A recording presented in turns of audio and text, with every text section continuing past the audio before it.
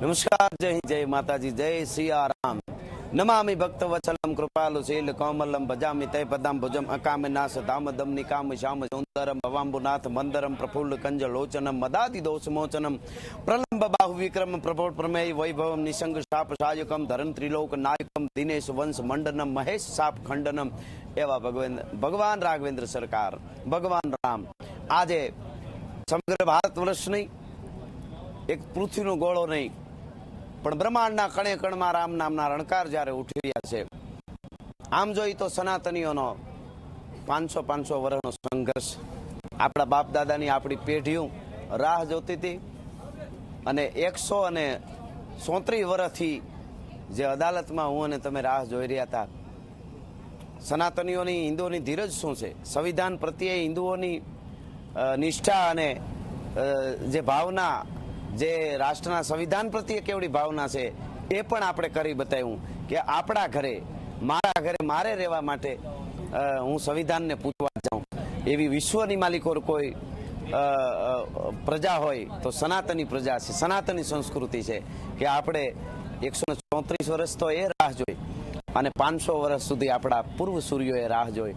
આજે ભગવાન રામલલા અયોધ્યામાં જ્યારે બિરાજમાન થતા હોય મંદિરમાં, તું તલ તલમાં ગતલ વિતલમાં ભૂતલ ભલમાં સબ થલમાં જલનિધિ અન ગલમાં અનિલ અનલમાં દર્શત દલમાં દીવતલમાં પુષ્કર પરિમલમાં પબ ઉપલમાન જળ જંગલમાં ઝુકતે સ્વર તું અજર અમર વર યમડર સરકર મહર નજર કર માહેશ્વર. એ શિવ જેનું ભજન કરે છે એવો ભગવાન રામ, અને રામ જેનું ભજન કરે છે એવો શિવ છે. આમ તો ભગવાન રામ દરેક હૈયામાં, દરેક જીવના રામ વગર કાંઈ છે જ નહીં. આપણે ત્યાં ગામડામાં કહેવાય કે એના રામ વહી ગયા. સારું કામ કરે તો એમ કે ભાઈ એનામાં રામ આવ્યા અને આમ થયું. કોઈ માણસ ઉપર કોઈ કાંઈ થવાનું હોય ને કોઈ માણસ એમને બચાવી લે તો કે ઓલો માણસ હતો એને રામ આવી ગયા, એમાં આ બચી ગયો. એમ રામ વગર અને માણસમાંથી કોઈ માણસ જીવ વયો જાય તો કે હવે એનામાં રામ નથી. એ રામ, એ ભગવાન રાઘવેન્દ્ર સરકાર. રામ એટલે આપણી સનાતનીઓની આસ, રામ એટલે આપણો શ્વાસ, રામ એટલે કણે કણની માલિકો એ ભગવાન રામ આજે હકીકતમાં 22 તારીખ 22 જાન્યુઆરીએ બિરાજમાન થવાના અયોધ્યામાં, એ તો બરાબર છે, એ આપણા માટે બહુ એનો કોઈ વર્ણન ન થાય, પણ હકીકતમાં આપણો રામ જાગી જાય હૈયામાં. દરેક સનાતની, દરેક ભારતીયના હૈયામાં રામ જાગે કે આપણે શેરી વળાવું, સજ કરું હરી આવો ને આંગણીએ પથરાવું ફૂલ, પ્રભુ તમે ઘરે આવો ને. તો હકીકતમાં આપણે હેરી એવી વળાવી, આપણા હૈયાની, આપણા મગજની અને આપણી એક એક માન્યતાની શેરીઓ એવી વળાવી, જ્ઞાતિવાદરૂપી કચરા સાફ કરી નાખી, રૂડા એકતાના બગીચા ખીલાવી. અને હકીકતમાં માનવ જીવનનું ઘડતર એ રામ કરે છે, એ રામાયણ કરે છે, આપણા શાસ્ત્રો કરે છે. કોઈ પણ એક 4 વ્હીલ હારામાં હારી આપણે છોડાવી તો એની સાથે એની બુક આપે, એની સાથે એની બુક આવી રીતે આને ચલાવવાની, આમ ચલાવવાની, આમ કરવાની, એ બધું એ બુક આવે. આજે કોઈ કંપની નામવાળી, કોઈ લોગાવાળી કંપની કાંઈ પણ વસ્તુ વેચે તો એની યારે એની ચોપડી આપે. તો આ પૃથ્વીના ગોળા ઉપર માનવ જીવનનું જે સર્જન, માનવ એક નહીં પણ કોઈ જીવ સૃષ્ટિનું સર્જન, એને યુગો યુગાંતર સુધી એને ટકાવવું હોય તો એની સાથે આપેલી ચોપડી એટલે વેદો, શાસ્ત્રો અને રામાયણ છે આપણી. જો રામાયણમાં કીધું એ રીતે આપણે માનવ જીવનને ચલાવશું તો પૃથ્વીના ગોળામાં આપણે સૂર્યચંદ્રના તેજ રહેશે ત્યાં સુધી જીવી શકશું, નહીતર ક્યારે પ્રલય આવે એનું નક્કી નથી. એ રામ શીખવે છે. એટલે એ ભગવાન રામ દરેક ભક્તોને રામની પ્રતિષ્ઠાની ખૂબ ખૂબ વધાય. એની સાથે સાથે હકીકતના રામ આપણા હૈયામાં જાગે. આપણે કોકના માટે કરી એક રામે જે રાહ બતાવી, પોતાને ગાદી હવારમાં બેહવાનું હોય અને સાંજે ખબર પડે કે મારે વનમાં જવાનું છે અને સવારમાં 14 વર્ષ માટે વનનો કેળો લઈ લે.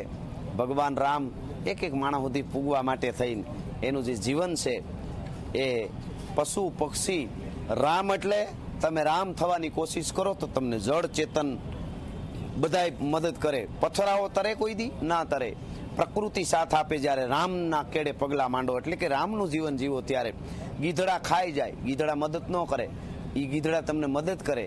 જટાયુની સંપાતિ મદદ કરે. શું કામ? કે રામ સત્યને કેળે ચાલે છે. એટલે આજ પણ રામને કેળે ચાલો તો પથરા જીવનમાં તરવા માંડે, રામને કેળે ચાલો તો ગીધડા મદદ કરે, રીંછને વાંદરા તોડફોડ કરે, એને બદલે પુલ જોડે.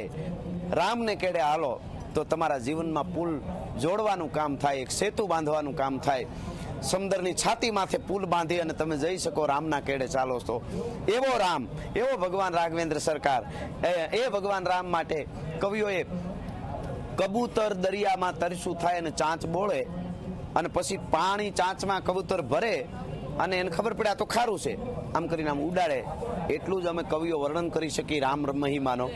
રામ મહિમાનો સાગર ભર્યો અને કવિ કપોત કી સંચ, એટલું જ અમે બોલી શકીએ. એટલે છેલ્લે ભગવાન રામ એમની પ્રતિષ્ઠાની વધાઈ સાથે મારું એક ગીત છે કે જય શ્રી રામ બોલો ને ખલક દ્વાર ખોલો, જય શ્રી રામ બોલો ને ખલક દ્વાર ખોલો. તમારે દુનિયાના દ્વારને ખોલી નાખવા છે, બધાય રાસ્તા ખુલ્લા કરી દેવા છે. તમને દુનિયા ભેટે, તમને દુનિયા પ્રેમ કરે એવું કરવું છે તો શું કરવાનું? જય શ્રી રામ બોલો ને ખલક દ્વાર ખોલો. જય શ્રી રામમાં બધું આવી જાય. ઘણા એમ કે જય તમે શ્રીરામ બોલો છો તો સીતાજીને કાઢી નાખ્યા. શ્રી એટલે જ સીતા, લક્ષ્મીનું એક નામ શ્રી છે અને સીતા એ જ શ્રી છે ને એ જ લક્ષ્મી છે. જય શ્રી રામમાં સીતા અને રામ બે આવી ગયા. તો જય શ્રી રામ બોલો ને ખલક દ્વાર ખોલો, વગડાવો હરણાયું ને ઢોલો, કૃપાળુ નામ જય શ્રી રામ બોલો.